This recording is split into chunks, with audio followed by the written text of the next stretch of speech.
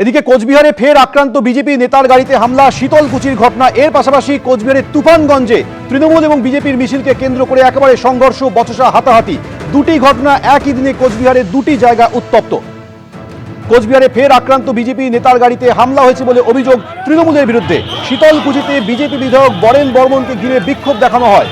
Booth কর্মসূচিতে আসার পথে বিজেপি নেতার গাড়ি ভাঙচুর করেছে তৃণমূল কর্মীরা বলে অভিযোগ ওঠে। যদিও এই অভিযোগ সরাসরি খারিজ করে দিয়েছে স্থানীয় তৃণমূল নেতৃত্ব। তাদের দাবি, গোষ্ঠীকন্দলেই বিজেপি নেতার গাড়ি ভাঙচুর হয়েছে। 100 দিনের টাকা না পাওয়ার রোষে স্থানীয়রা বিক্ষোভ দেখিয়েছে। দাবি তৃণমূলের।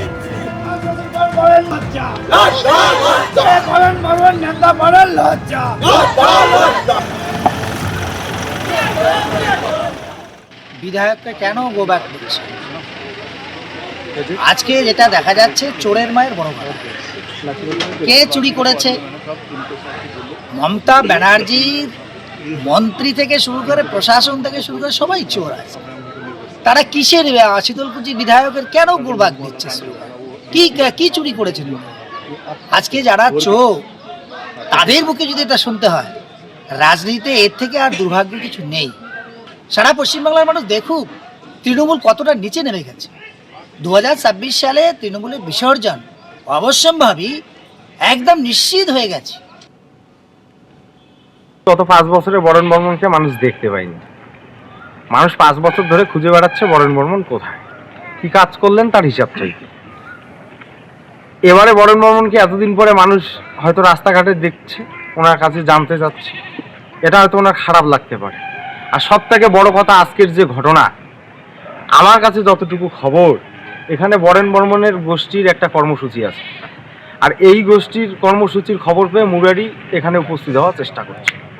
এবার আমি যতটুকু জানি, দুজনেই নাকি বিজেপির প্রার্থীর তালিকায় রয়েছে। এখন এখানে বরেন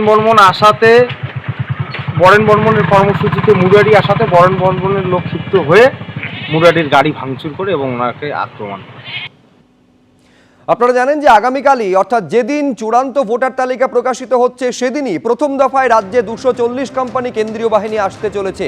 আর ওই দিনই, অর্থাৎ এসআইআর এর চূড়ান্ত তালিকা প্রকাশের দিন, এই যে 240 কোম্পানি কেন্দ্রীয় বাহিনী আসতে চলেছে, তাদের ডিপ্লয়মেন্টের কাজও শুরু হয়ে যাবে। আমি এই নিয়ে আরো বিস্তারিত জানবো। রুমা পাল আমাদের প্রতিনিধি রয়েছেন। রুমা, এই যে প্রথম দফায় 240 কোম্পানি সেন্ট্রাল ফোর্স আসতে চলেছে, কিভাবে তাদের ডিপ্লয়মেন্ট হবে, তাদের কিভাবে ব্যবহার করা হবে, কি ভাবনা চিন্তা কমিশনের?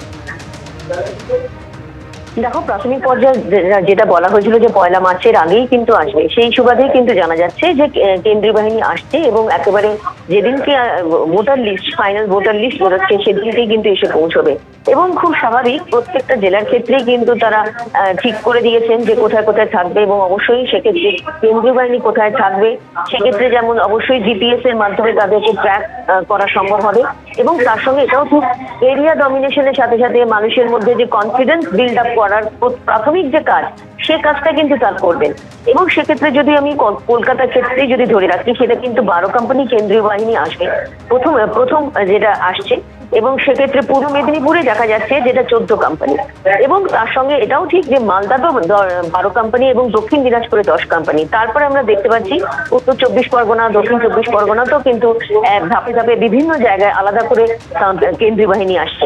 এবং খুব এটাও ঠিক, যেহেতু এখনো ভোট ঘোষণা হয়নি, সেক্ষেত্রে এই বাহিনীকে কিন্তু অবশ্যই রাজ্য পুলিশ রয়েছে, সেই রাজ্য পুলিশের মাধ্যমে তারা কিন্তু ঠিক করবেন যে কোথায় কি যাবে, অবশ্যই কমিশনের সাথে কথা বলে।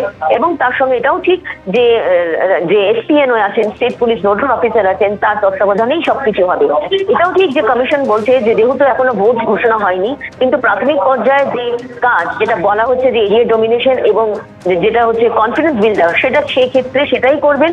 এই কেন্দ্রীয় বাহিনী আসবে। এবং যেহেতু কালকে একদম ফাইনাল ভোটার লিস্ট বেরোবে, ফাইনাল ভোটার লিস্টে যাতে কোনো অপ্রীতিকর ঘটনা না ঘটে বা কোনো এই ধরনের ঘটনা, আইন শৃঙ্খলার কোনো অবনতি না হয়, সেদিকেও কিন্তু নজর রাখছে কমিশন।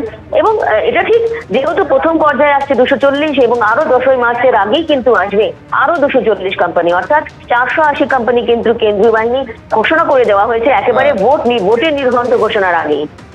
রুমা, তোমাকে ধন্যবাদ। অর্থাৎ আগামীকাল যখন চূড়ান্ত ভোটার তালিকা প্রকাশিত হতে চলেছে, সেই দিনই প্রথম দফায় 240 কোম্পানি কেন্দ্রীয় বাহিনী এই রাজ্যে এসে পৌঁছচ্ছে। মুখ্য নির্বাচনী আধিকারিক কি বলছেন, এই নিয়ে একবার দেখব। কোনটা গোপন দিলাম এটা বলতে হবে না, কে গোপন দিচ্ছে, কখন গোপন দিচ্ছে, কে অ্যালিগেশন দিচ্ছে, আমাকে তো কেউ বলেনি। যে যদি কোনো গোপন দিচ্ছে তো আমাকে তো আগে বলতো, আমি সিও আছি এখানে।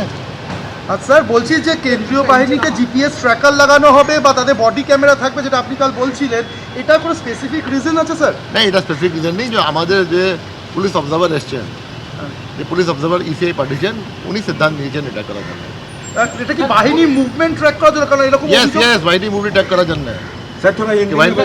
বাহিনী মুভমেন্ট ট্র্যাক করার জন্য, ওর কি জন্য? না স্যার, এটা কি আগে অভিযোগ হতো যে বাহিনী কি করছে না, নিষ্ক্রিয় আছে, সেইটা? না না, এটা কিছু নেই। যেটা আগে কি হতো না হতো, I am not concern.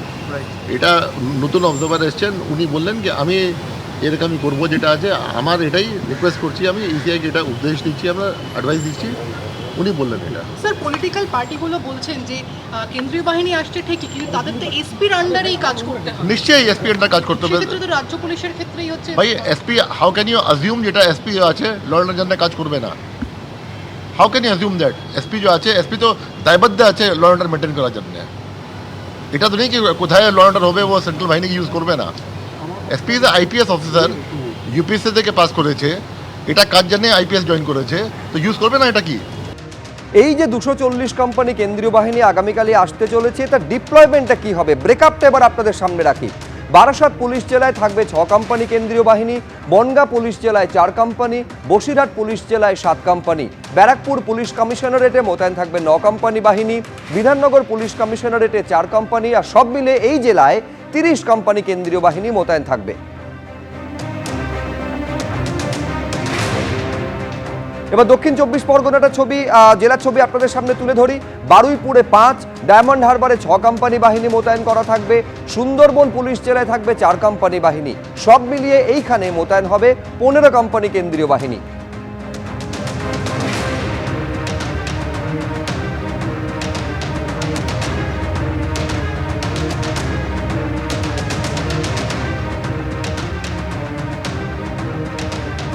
Kolkata সহ অন্যান্য জেলার ছবিটাও রাখবো আপনাদের সামনে। কলকাতায় মোতায়েন থাকবে 12 কোম্পানি কেন্দ্রীয় বাহিনী, পূর্ব মেদিনীপুরে 14 কোম্পানি কেন্দ্রীয় বাহিনী মোতায়েন করা হবে, মালদায় 12, দক্ষিণ দিনাজপুরে 10, মুর্শিদাবাদ ও জঙ্গিপুর পুলিশ জেলায় 8 কোম্পানি করে মোট 16 কোম্পানি কেন্দ্রীয় বাহিনী মোতায়েন করা হবে।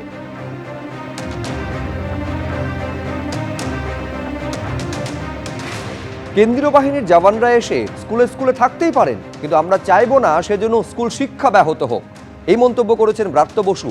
8000-এর বেশি স্কুল এমনিই বন্ধ হয়ে যাবে, কারণ টিচাররাই তো নেই, সেখানে বরং বাহিনী থাকুক, পাল্টা মন্তব্য দিলীপ ঘোষের। এখন কেন্দ্রীয় সরকার যদি মনে করে থাকে যে স্কুলগুলোই একমাত্র হচ্ছে ধর্মশালা, সেটা কেন্দ্রীয় সরকারের মানে তারা স্কুল শিক্ষাকে কিভাবে দেখে সেটা দৃষ্টিভঙ্গির প্রশ্ন।